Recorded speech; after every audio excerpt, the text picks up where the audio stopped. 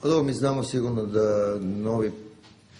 da Pazar sigurno dolazi ovdje motiviran samim time što mislim da je dole ima 4 boda, da je pri dnu i da sigurno razmišlja negdje da bi možda mogao ovdje kod nas nešto napraviti. Ja kao i pred svaku utakmicu, pogotovo kad igramo kući, ja mislim da Crvena Zvezda je apsolutni favorit i da će sutra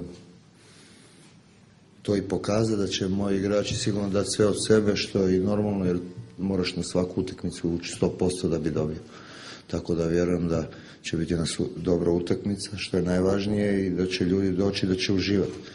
Ja vjerujem da Crvena Zvezda poslije ovih 0-5 u Lučanima sigurno samopouzdanje, znači da smo odigrali jedno dobro drugo poluvreme, čak i odlično.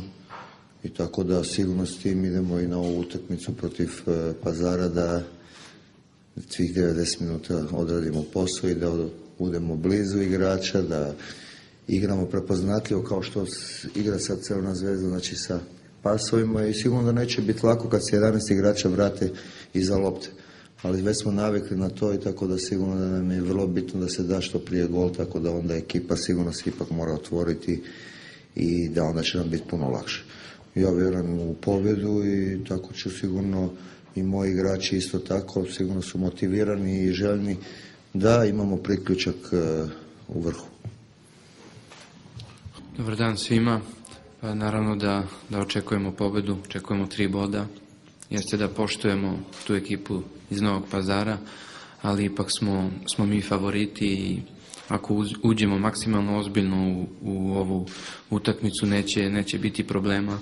Poštujemo tu ekipu, ali mislim da ćemo pobediti ovu utakmicu. Pa ja mislim da su dobro. Znači da su fizički jako dobri, da sigurno i psihološki posle ovih 5-0 sigurno i puno bolji. Znači što se tiče tog gola koji smo imali problem i te neefikasnosti. Mi smo stvarali jako puno šanse, nismo davali, sad nam se otvorilo protiv Metalca. Ja se nadam da će i sada protiv Pazara isto tako. Ja vjerujem da su u dobroj formi, ja vjerujem da su i fizički dobri i da imamo te pobjednički duh i treba tako nastaviti. Znači nama je vrlo bitno sada ova utakmica, pa onda u utorak protiv Banata da se odigra jako dobro i da se prođe. I onda ćemo razmišljati već o Sevojnom i ono sve utakmice koje dolaze. Znači šta pod znakom navodnicima teže utakmice. Znači prvo treba proći sutra, pa onda utorak i onda ćemo razmišljati o daljnjim našim protivnicima. Ja mislim da su dobri. I imaju samopouzdanje, mislim da nam je dobro došlo ovih 5-0. Ekipa dobra atmosfera, mislim da je to isto vrlo bitno i tako da smo sigurno željni dokazivanja i željni smo jedne dobre utakmice sutra.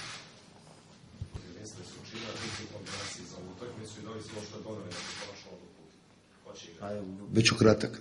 Neki hoće, neki neće. Tako da to ćete poslije znati. Ali sigurno da u pravilniku ima, kao što ima za nagrađivanje, ima i za kažnjavanje. Tako da je klub, predsjednik, u neku moju suglasnost, došli do toga da ovu utakmicu protiv Surčina cijela ekipa bude kažnjena. Možda među 18 ili čak i među 11, to ćete znati poslije toga, kad vam bude rekao. Ja ću još danas, poslije treninga, samim time što ću vidjeti još neki igrači koji imaju problema sa udarcima, znači i sa povredama, kao što je Mičko Mali, kao što je Vešović, pa ćemo vidjeti još neki igrače da li su spremni za utakmicu, tako da ću tad reći prvih 11 ko će igrati i 18 koji idu u karantin. No dobro, mi imamo sreću da igramo kad je ovakvo vrijeme, sad baš ovo počela kiša što igramo na našem stadionu, mislim da je naš teren odličan, da je drenaža odlična, tako da neće imati nikakvih problema igrači za sutrašnju utakmicu.